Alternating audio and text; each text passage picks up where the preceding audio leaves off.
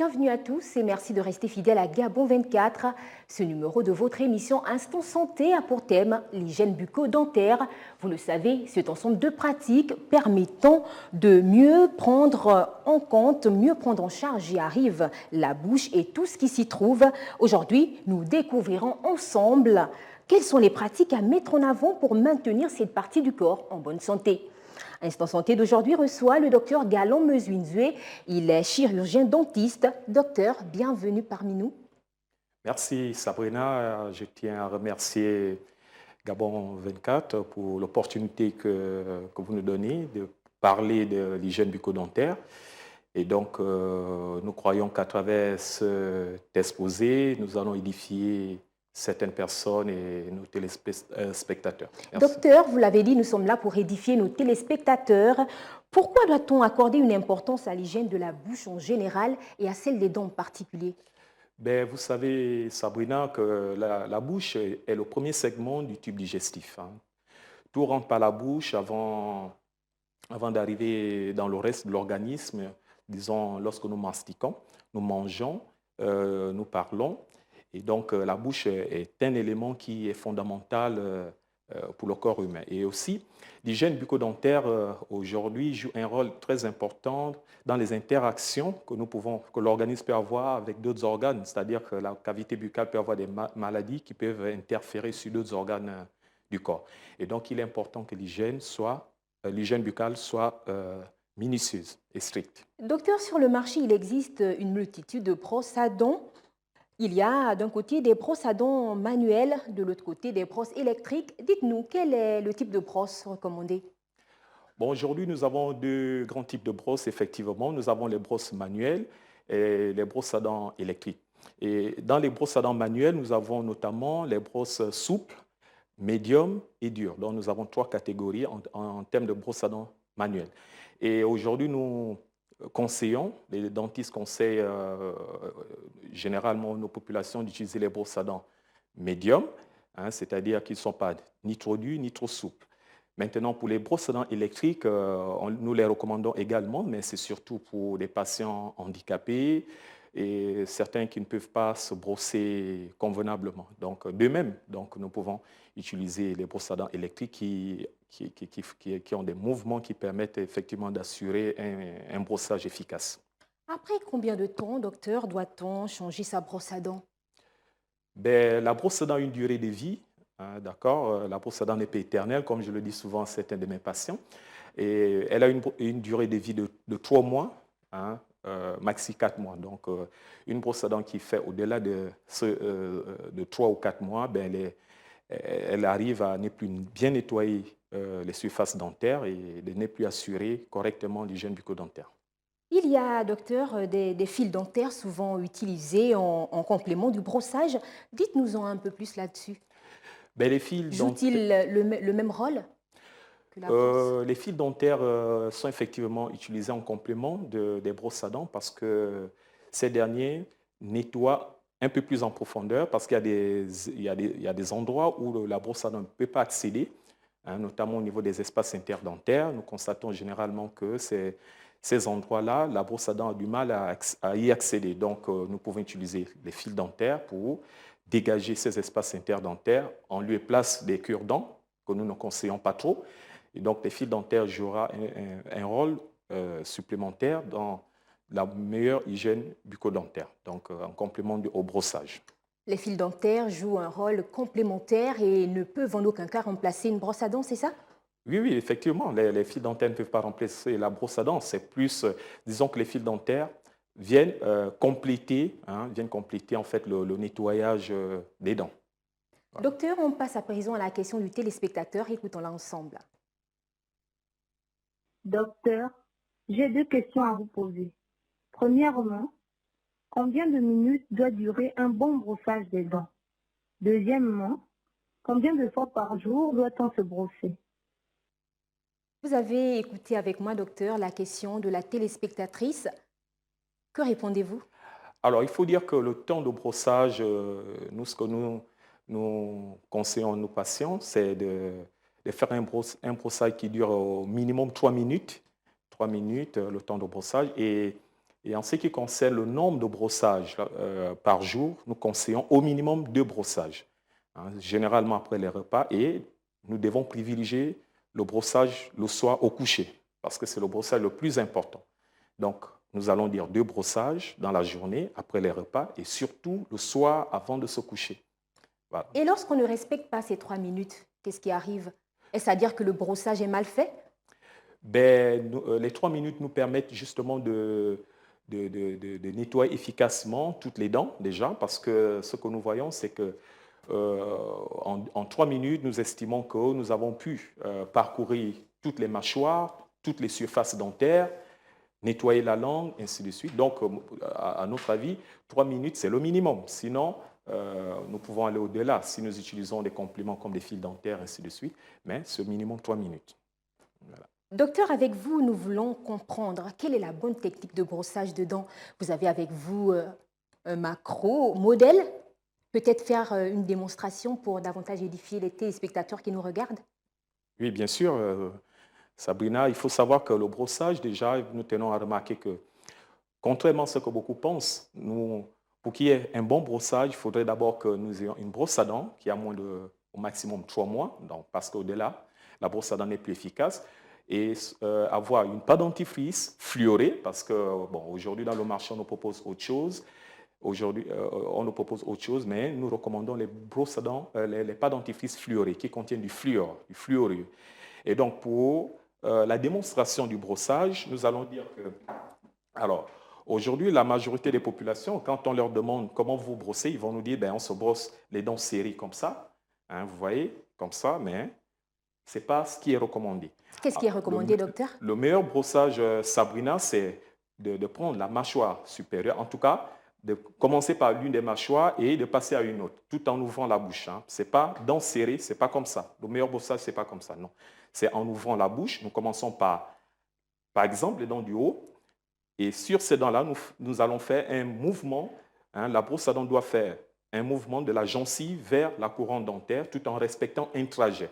Donc, si nous commençons par les derniers dents d'ici, nous devons parcourir tout un trajet et revenir comme ça. Et ça nous permet au moins de savoir que le haut, par exemple, les dents supérieures ont été bien brossées. Donc, nous allons procéder de cette manière-là, en faisant des mouvements doux, voilà, et de l'intérieur, voilà. Et après, nous allons brosser les surfaces qui mastiquent, hein, masticatrices, et voilà. Et à partir de là, nous irons en bas, en partant du rouge au blanc, suivant toujours un trajet, voilà, de l'intérieur. Ne jamais oublier l'intérieur, docteur? L'intérieur, voilà. Et ne jamais oublier la langue, voilà, parce que nous allons brosser la langue et tout ce trajet nous fera à peu près, disons, tout ce brossage nous fera à peu près 3 minutes minimum. Et donc, voilà. Et en complément, nous pouvons utiliser des fils dentaires pour dégager les espaces interdentaires. Hein, et je le réitère, nous ne devons pas utiliser des cure-dents, parce que les cure-dents, l'inconvénient, c'est qu'ils créent des espaces entre les dents, et lorsque vous mangez, ces espaces servent aux aliments de s'infiltrer encore, et vous créez des douleurs au niveau des dents. Voilà, donc voilà, en gros, le brossage qui convient à votre bouche. Que répondez-vous aux personnes qui estiment que pour se brosser, on n'a pas besoin de toucher à la langue? Je pense que ces personnes ont tort, parce que lorsque la langue est surchargée, ça peut être une source de mauvaise odeur, de mauvaise haleine. Et donc, il y a des personnes qui ont justement des langues qui sont surchargées des débris alimentaires, et dont nous pensons que nous devons, si nous avons décidé de nettoyer notre cavité buccale ou de brosser nos dents, nous devons brosser aussi bien les dents, nettoyer la langue, et ainsi nous saurons que nous avons effectivement bien brossé notre bouche. Dites-nous, comment peut-on s'assurer qu'un brossage a été bien fait? Oui, Sabrina, nous pouvons savoir qu'un brossage a été bien fait. Déjà, si nous utilisons des instruments adaptés, c'est-à-dire utiliser une brosse à dents qui date de moins de 3 mois, une pâte dentifrice fluorée, appliquer une technique de brossage efficace telle que nous l'avons présentée ici. Et par la suite, évidemment, les sensations que nous pouvons avoir sur les dents, nous pouvons nous rassurer. Hein, le fait de ne plus voir des aliments, des débris alimentaires sur les dents, sentir les dents lisses, tout ça peuvent nous amener à savoir que notre brossage a été efficace.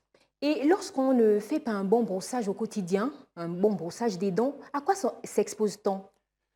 Ben, comme en chef de ligne, déjà, nous exposons à la carie dentaire parce que lorsque nous ne nous brossons pas bien les dents, ben, qu'est-ce qui va se passer? Nous aurons des dépôts de plaques bactériennes qui vont se déposer sur les dents, qui vont se transformer en tartre.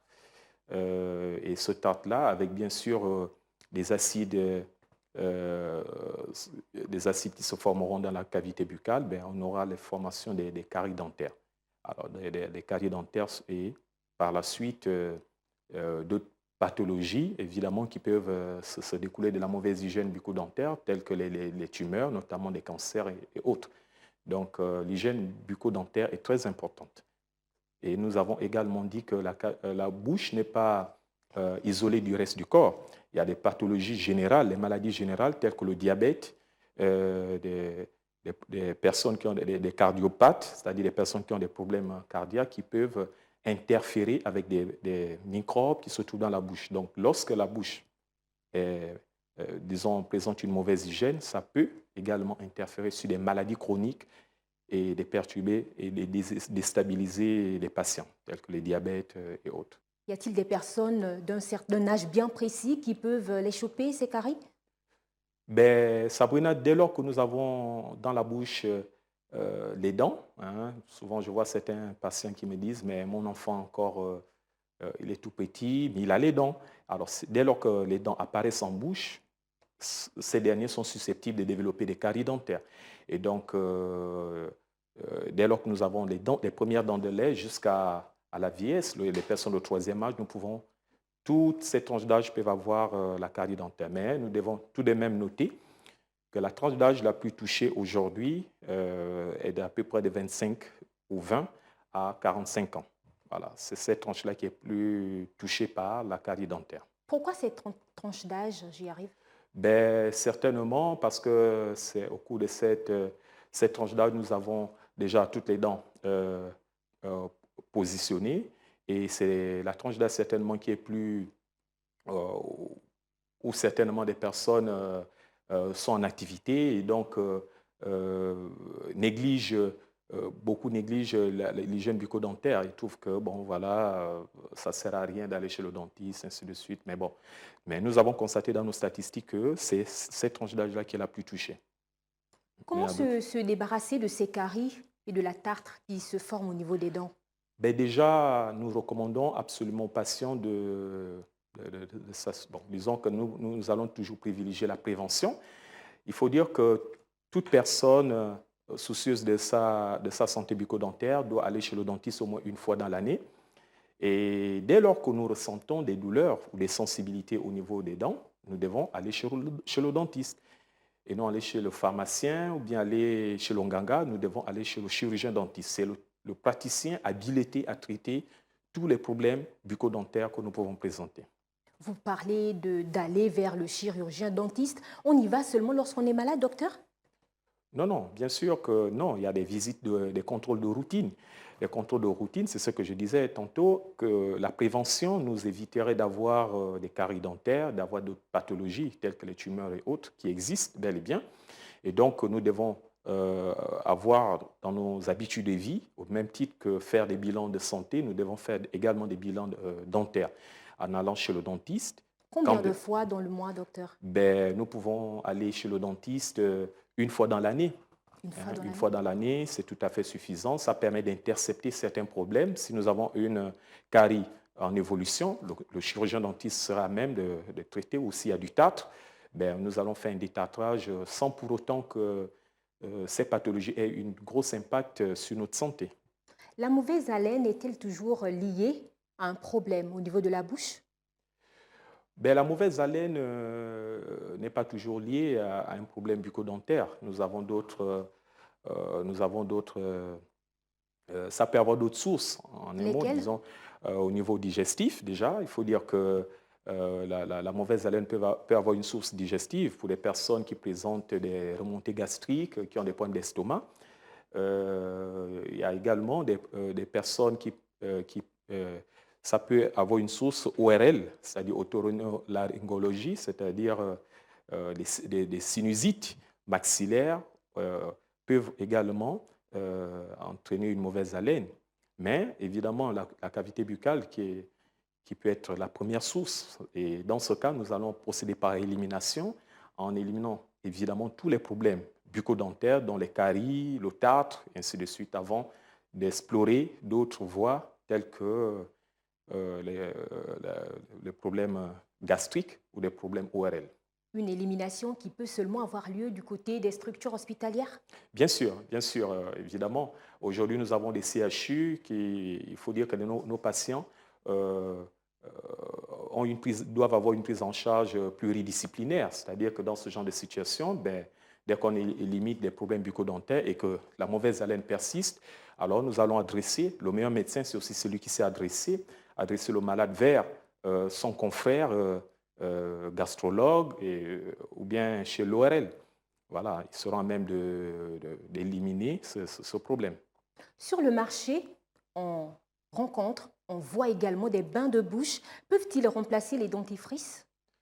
Le bain de bouche, comme je le dis souvent à mes patients, le bain de bouche ne peut pas remplacer le dentifrice, dans le sens où déjà le bain de bouche utilisé à long terme, au long cours, peut entraîner des problèmes au niveau de la bouche, entraîner des candidoses et autres. Le bain de bouche est utilisé de façon ponctuelle pour une maladie spécifique, alors que la pâte dentifrice, qui est un élément de l'hygiène bucco-dentaire, elle, évidemment, doit être utilisée tous les jours à cause de sa teneur en fluor, tout ça pour entraîner une certaine résistance aux dents contre la carie notamment. Qu'est-ce qui doit automatiquement orienter la personne qui veut s'acheter une pâte dentifrice? C'est une très bonne question, Sabrina, parce que la pâte dentifrice, aujourd'hui, on les vend un peu partout et par moments, on ne sait pas trop. Il y a des patients qui me demandent, je tais les marques, est-ce que je peux utiliser... Alors moi, est-ce que je peux utiliser telle pâte dentifrice par rapport à telle? Non, mais la pâte dentifrice, le chirurgien dentiste aujourd'hui privilégie les pâtes dentifrice fluorées. Hein, il faut acheter des pâtes dentifrice fluorées qui contiennent du fluorure, qui est une substance chimique qui protège la dent contre la carie dentaire. Est-ce que, docteur, il est recommandé de consommer des sucreries dans la nuit? Non, il n'est pas recommandé. Pourquoi? Parce que les sucreries, justement, en parlant du brossage tout à l'heure, des brossages notamment avant de se coucher, c'est pour justement éliminer tout débris alimentaire sucré qui est susceptible de générer de l'acidité au niveau de la bouche. Parce que c'est ces sucres, lorsque nous nous couchons, lorsque nous dormons la nuit, c'est ces sucres qui se transforment en acides. Et ce sont ces acides, justement, qui, avec d'autres éléments, d'autres éléments qui se surajoutent, alors qui entraînent la carie dentaire, en un mot. Donc, les cavités entraînent une déminéralisation au niveau des tissus durs des dents et favoriser la formation de la carie dentaire. Et donc, ce n'est pas recommandé. Si nous mangeons des sucreries, nous devons nous brosser après. Il est recommandé de se brosser au moins 2 fois par jour. Ça, nous l'avons compris, docteur. Mais lorsqu'on saigne au moment même du brossage, est-ce qu'il y a lieu de s'inquiéter? Le saignement au brossage est pathologique, bien entendu. Lorsque nous nous brossons les dents, nous ne devons pas saigner. Et si nous saignons, et cela montre effectivement, nous voyons dans la pâte dentifrice, nous voyons du saignement. Cela voudrait dire simplement que nous avons une maladie gingivale, une maladie de la gencive, et cela est dû généralement à la présence de tartre. Lorsque nous avons du tartre, cela irrite la gencive et cette irritation, c'est-à-dire cette inflammation, bien entendu, entraîne le saignement. Et automatiquement, nous devons aller chez le chirurgien dentiste pour faire un détartrage. Parce que souvent, certaines marques de pâte dentifrice nous informent à tort que cette tartre peut quitter seul. Mais non, moi je pense que dans la littérature scientifique, on dit bien que c'est l'effet mécanique du détartrage qui va effectivement nettoyer efficacement ce tartre-là et nettoyer les dents. Et puis voilà, et la gencive retrouve sa santé. Dites-nous, lorsqu'on a des douleurs au niveau des dents, est-ce qu'on doit également se fier aux recettes de grand-mère? Ben, nous avons toujours reçu des malades, effectivement, qui perdent le temps, qui disent ben, j'avais mal à la dent, j'ai appliqué telle ou telle potion magique et la douleur s'est estompée. Ben, il faut dire qu'en tant que chirurgien dentiste, nous conseillons toujours des populations à aller vers les chirurgiens dentistes parce que c'est le praticien qui a été formé, qui est le mieux outillé pour traiter les problèmes des dents et de la bouche. Et donc, après avoir utilisé ces feuilles ou ces substances à l'indigénat, ben, la dent reste délabrée, la dent reste cassée et carriée. Donc, nous devons, peut-être la douleur va s'arrêter, mais la dent reste délabrée. Voilà pourquoi nous disons que chez le chirurgien dentiste, il a cette possibilité d'arrêter et la douleur et de reconstituer la dent si possible, ou même si il estime que la dent est vraiment délabrée, qu'il y a une infection dessous, on est obligé de l'extraire pour que la personne retrouve sa santé. Docteur, vous êtes dentiste, chirurgien dentiste. Est-ce que la thématique abordée aujourd'hui est une thématique qui trouve bien sa place? Bien entendu, Sabrina, c'est une thématique qui trouve sa place puisqu'aujourd'hui, selon l'OMS, les derniers résultats de l'OMS, la carie dentaire fait partie du 4e fléau mondial. Et à côté de la carie, nous avons des cancers, des tumeurs malignes de la cavité buccale qui ne sont pas rares dans nos populations, c'est-à-dire les cancers de la langue, des lèvres, qui, bien entendu, rentrent également dans les maladies de la bouche, qui ne sont pas très rares, qu'on retrouve dans nos populations. Et donc, cette thématique est tout à fait bienvenue pour édifier les populations contre la carie dentaire, comment éviter ces maladies de la bouche. Le tabac est-il lui aussi nocif pour la bouche? Bien sûr, Sabrina. Les études montrent clairement que le tabac associé à une mauvaise hygiène de la bouche et de l'alcool, ces 3 éléments associés sont des facteurs favorisant des cancers de la bouche. Voilà, donc à partir de là, nous pouvons bien comprendre que la prise de tabac associée à la mauvaise hygiène de la bouche, présence de tas, de caries, associée à la prise d'alcool, tous ces éléments-là prédisposent la bouche au cancer, à certains cancers tels que le cancer de la langue, cancer des lèvres, du palais, de la gorge, ainsi de suite. Nous sommes arrivés au terme de cette émission. Un mot de la fin à l'endroit de nos téléspectateurs.